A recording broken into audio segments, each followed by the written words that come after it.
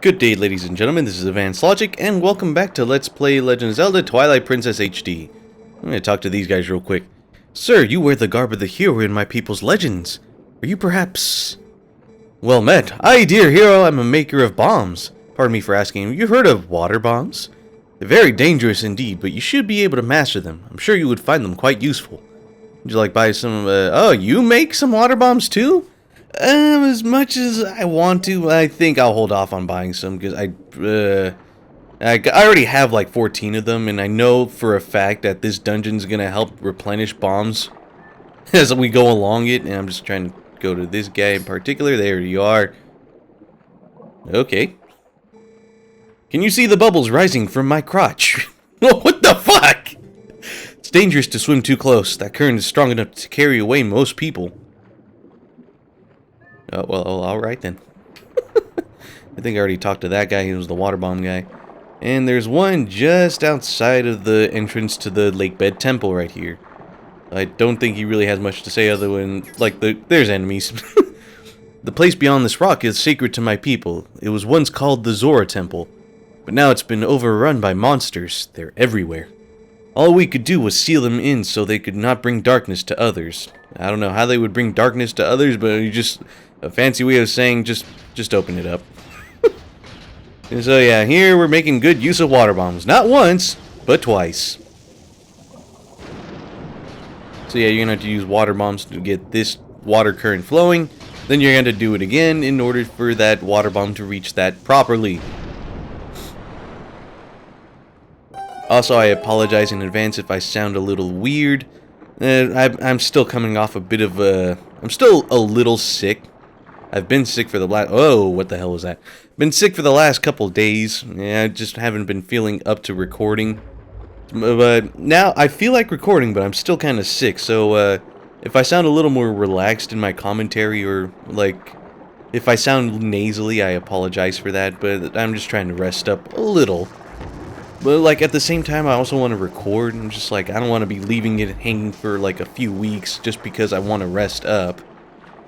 I mean, I already do that enough with with my whole, like, what's the word? With my whole schedule, because, like, my schedule has been really erratic, not just with work, well, not even with work. Okay, and there they go. So, and there you are. I'm just gonna have to grab some of you guys right in here. And yeah, you have a limited amount of time to grab these chew jellies before they disappear for good. I mean, they stick around, it's like, alright, go ahead, scoop me up. But I think it's maybe like 10 or 15 seconds before, like after you kill them until they finally disappear. And there's another one over here. So yeah, if you guys saw, I got some water bombs right now, and here they give you some arrows. So they're making sure you're coming into this prepared, even if you didn't come into it prepared. Makes plenty of sense, right? Anyway, I'm just grabbing you, some more of you guys. Also, I'm pretty sure you could just walk in and out of this dungeon, and these guys will respawn right back. Out of that, just save and reload the game. And I see you over there, buddy. Don't jump at me. Thank you. And there we go. 3 full bottles of red chew jelly. This is gonna go pretty damn swimmingly, honestly. Oh, whoa, whoa, whoa. I ain't got time for freaking, like, gambling and whatnot. I don't have time to gamble my life.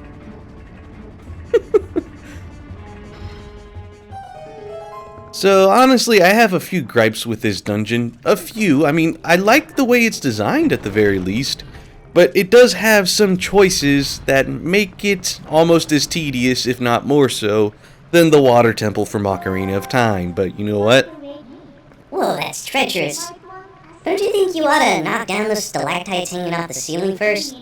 They don't look to be very stable. I bet they break pretty easily if you hit them with enough force, don't you think? Hint, hint, nudge, nudge, pull out them water bombs. Or them freaking bomb arrows. Hell yeah.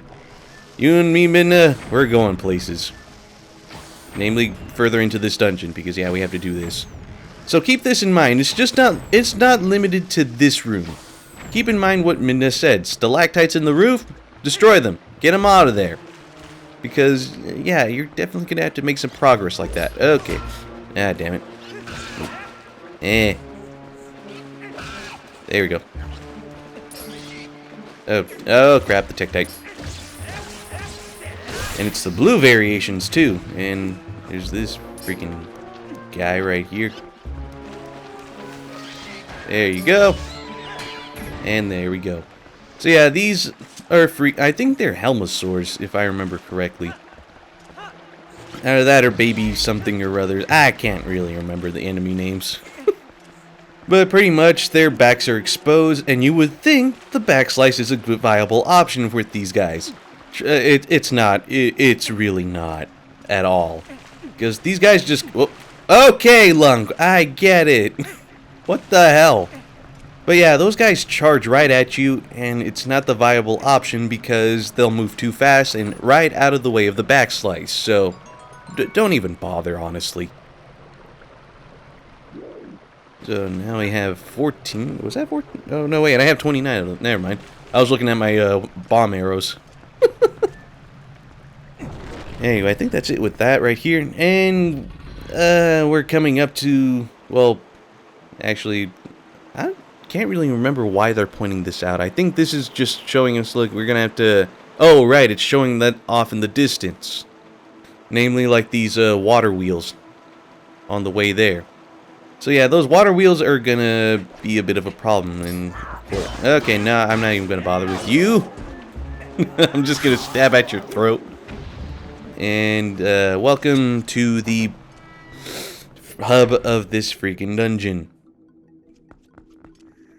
Look at it. Man, I don't even know what to think of this. I think I'll just explain my gripes with this dungeon as we go along. Right now, I'm just going to focus on getting the map. Rather, I think we can get the map pretty easily right now. So this staircase right here, we can manipulate it. And I know there's a few chests we could grab in here, but it's not until we get a certain item later on. So if I remember, that we can't do anything about. Though, of course, keep it in mind, it's there for a freaking reason. And there's a chest over here, though I think is probably just gonna give us some items. Arrows. I'm okay with that. Then again, I don't really need that many arrows. Need more bombs than arrows, so I can make more arrow bombs. So yeah, then you're gonna hold on one of these, and it just manipulates the stairs. So yeah, we're gonna be doing that a lot here. Now, if I remember correctly, there's a couple, there's just 4 cardinal directions with this hub area. And more often than not, you're just figuring out which door you actually have to go through. Like with this door, it's locked, so obviously we can't go through it. And I think, oh, hey, look at that, it's Uku. Oko, whatever you want to pronounce it as. But yeah, I'm definitely going to be making use of her. Mostly because, like, I don't know, if I feel like I want to go out, then either that or if I feel like just saving and resting up after recording, I could just use her to get out of the dungeon, save, and then the next time I decide to record, then I could just jump right back into it by using Oko Jr. So that other door was locked. This door, let's see what's behind it, and it's one of those water wheels. And yeah, we're not going to be able to push it. So it's pretty much a dead end right here. Get ready to do this a lot. Especially on your first time through this freaking dungeon. And I think that's really all we can do right now. So now we're going to have to pull this. Kind of glitch our way through that. Well, not glitch, but just like jumpy ass camera all over the place, you know? That door right there, but first, let's grab the map. If this is any indication, I highly doubt they'd give us the compass first. There we go. So let's check out the map. And, yeah, this place is pretty freaking huge. There's 6 floors, though the bottom floor is pretty much what you think it would be. And 2 of the floors are pretty much just towers. I don't even know. So we could see that there's rooms all over the place across, well, on the west and east side. And yeah, we're gonna have to make our way through it on the top and bottom, I think. Mostly the bottom from what I can remember. So let's check out this way. Oh, look at this. This is where we have to go. Well, based on my own assumptions, because I think they blocked off most other paths. I mean, it's weird to explain this dungeon. It's linear, but at the same time, it's not. Like, you're just gonna have to remember a few things and not be a dumbass like I've been. And I think I can't do anything about that right there. So, this is where we have to go right here in order to reach a certain item. And I think, like, and as you guys noticed, I destroyed the stalactites because that's the only way we can make some progress here. Especially with this part coming up right here. And please don't mess up the jump. Yep, and there we go. Going through it pretty damn swimmingly, I must say. And now we have a small key. So if you guys remember, there's that door that we couldn't open before because we didn't have a key. So obviously we're going to make some pretty damn good use of this. But you know what? I think I'm going to cut my way back to the main hub because, yeah, one gripe I have with this dungeon, there's a lot of backtracking. And there's a lot of just like slow-paced moments and whatnot, so I don't know. Actually, we're practically already here. I'm not even gonna bother. But like when we get too far away from the hub area and I have to make my way back, I'll just cut to it. So yeah, there's that. So what to do? Well, actually, no. We have the key, so we're gonna have to use that right here. Whoa, sliding all over the place. I think it was on the upper level that we saw the key. Or that door that needed the key. Oh, yeah, it's on the top level on the west. That's where the door key is at. Ah, man, I'm feeling a little relaxed. Like, I've been taking medicine. At the very least, I took some medicine a little earlier. It's not helping. My throat still feels freaking dry, so that's why I'm trying to sound as relaxed as I possibly can. At the very least, I'm trying not to exert myself in terms of voice, because then my throat's going to dry out a lot faster, and then I'm going to be coughing all over the place. And more water bombs, thank you for that. Though I have plenty now, I have 30 of them in my friggin' bag. I would like some more bombs that I could use for bomb arrows. I don't even have to destroy you, but you know what? I can. So I will. Gotta make really good use of these bomb arrows. Ah, man. So yeah, there's this kind of slow-paced action where we're climbing on vines and we're trying to navigate through spots that we couldn't really navigate unless we had bomb arrows or anything of the sort. And there's that, so we don't have to do that again. I don't even see why we had to do it in the first place, but you know what? Fuck it. Oh crap, and then there's Helmosaurs over here. Just gonna make my way past them. I don't even have to fight them. They're a pain in the ass to fight right now, but eventually we will be dealing with them a lot easier. And then there's this guy that honestly reminds me a little too much of Majora's Mask. Mostly the mini-boss that was in the, like, most of the dungeons. The frog guy that, I think it was in the, ironically enough, I think it was in the water dungeon of that game. I can't remember the name. A Great Bay Temple. And we need a key. But, so we're just going to make our way through here. So, yeah, it reminds me of the Great Bay Temple's mid-boss. I think that was where we had to use, well, one of them. We had to use the ice arrows because the guy was in a freaking blob. Only this time we're using bomb arrows. And it's great. And small key. So, now we can make our way back over there, but, oh, holy crap. Why, game? Why do you give them such power? Hell, why do you give me such power? Nope, nope, nope. Holy crap, there was 4 of them? No, no. Screw that. Also, yeah, you can't, like, is as close as that looks to be able to be reachable by jumping. Apparently, yeah, Lung can't do that, so we're gonna have to make our way through this little area right here. And there's one of these guys again, Lizalfos.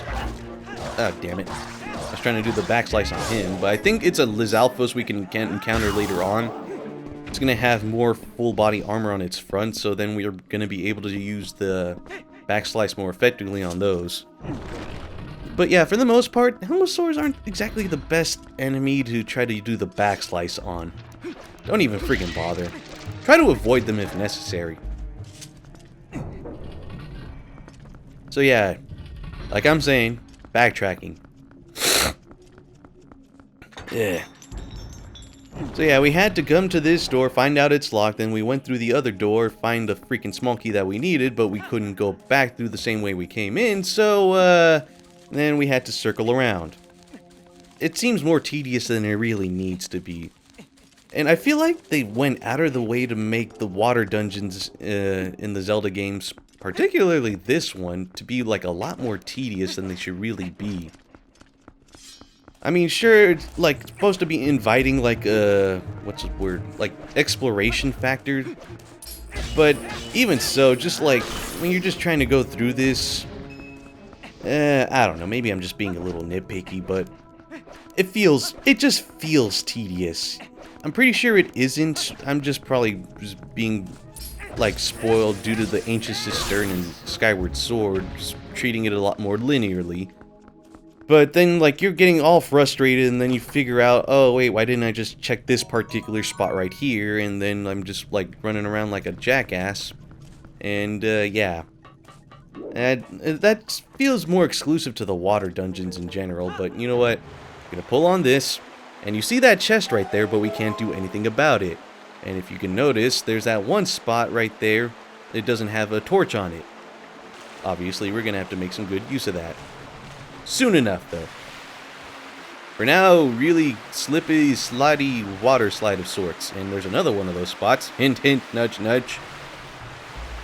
Also, I think if you want to stop yourself on one of these, well, if you're not sliding, you could use the iron boots. Just climb your way up here a lot more properly. Okay, nope, I tried. And then we're going to have to pull on this to get the water flowing. Pretty much, it's kind of like the Great Bay Temple in that you have to get water flow going a certain way. You're manipulating water flow in order to access other parts of the dungeon. And I like that, but it just feels like they did a lot more like tedious backtracking in this dungeon than they did with the Great Bay Temple. But then again, maybe I'm just not remembering the Great Bay Temple. Maybe it was more tedious than I remember it being. Also, now that there's water flowing, we can get to this part right here. I'm just going to destroy these guys right here. So, what you want to do is not go through there. I'm remembering this now, actually. I think if we go back into this room, now that we have the water flowing. Yep. Now that thing is spinning, so now we're going to make some use of that. There we go. Oh, crap. Let's get rid of these freaking Tektites.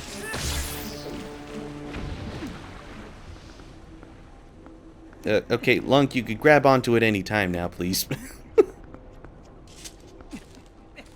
It's just, yeah, that's what I'm talking about with all the slow pacedness and whatnot. And the weird camera just messing with my movement. But yeah, now this thing is spinning, and this is what I mean with the slow paced again. Like, I got here at the wrong time, mind you, but still, it feels like then I'm just waiting for this to come around. Then I could finally jump on it. Then we have to wait to reach this door in particular. And then if I mess that up, I'm going to have to do the whole thing over again. Honestly, I think at this point I am being nitpicky, but I think I see something over here. And a small key. I'm getting the feeling we're going to need this a little more soon than I think. I'm just talking weird. Maybe it's just the delirium from the sickness. I'm just going to grab me freaking some water real quick. Ironically enough, I'm drinking water in the water dungeon, and crap. Here I thought I was going to fight the mini-boss already. Okay, never mind. Okay, yeah, I'm starting to remember this now. Fuck. So yeah, that key, it's going to become useful right now. And this is what I mean with the tediousness. So we had to come this way, grab that key, go into that door thinking we're going to fight the mini-boss, but it's locked, so we have to come right back out, the same way we came in, wait for this to come around, jump on it, wait till we reach that. God, man. It's going to become a lot less tedious soon, trust me though. So then once you get to this door, if you came to this one first, then you find out you need a key. So yeah, you see where I'm going with this. Probably. Or maybe I'm still bitching. But you know what I mean. We had to go through that first door to get the key, to come to this door to open this key. And it's weird. It's all sorts of weird. There we go. I definitely remember this. Mostly because of my practice run. Man. You know, if this were the regular version, I think I would have maxed out my freaking wallet a while ago, and then we would have missed out on that chest, and it would have been haunting my freaking save. And more bombs. Thank you for that. Though I don't know who put regular bombs underwater in this area in particular. I think the way they designed it in this is... Oh, okay, I'm just gonna have to go around there, right? I think the way they designed it is that, like, if one particular set of bombs you have is already maxed out, or one bomb bag is maxed out, then they make it so the other bomb bag starts getting filled up in its place, depending on the type of bomb you have. So, since my water bomb bag was almost filled, well, it was filled to capacity when I opened that chest, I just got regular bombs instead. But it seems like I'm just applying logic, because you guys know with regular bombs, they go out the moment they touch, like, water. So it just seems weird that you get regular bombs underwater, when in reality you just made them useless because you got them underwater. But anyway, now it's mini-boss time.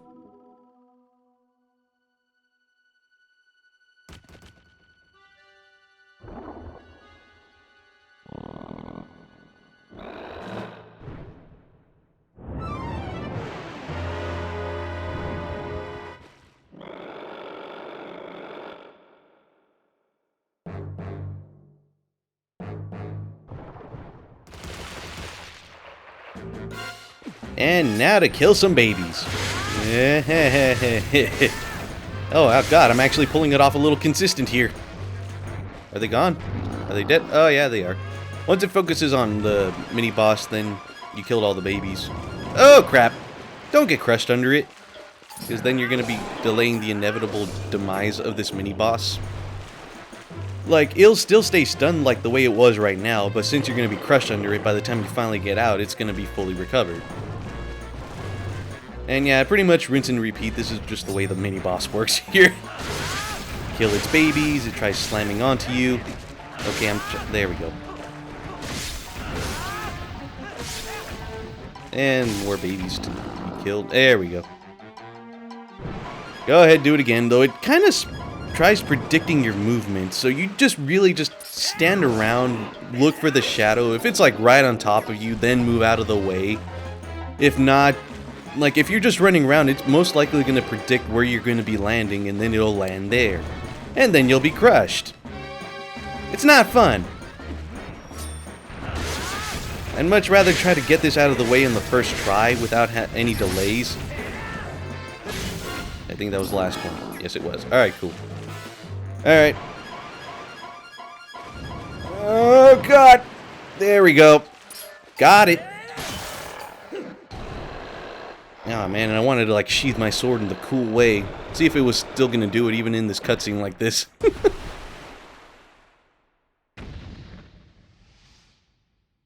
And there it is. So, who's up to have the best item in the Zelda series? Only a different variation of it, the claw shot. So pretty much this is Twilight Princess's evolved hook shot of sorts. And we're gonna be making some damn good use of it.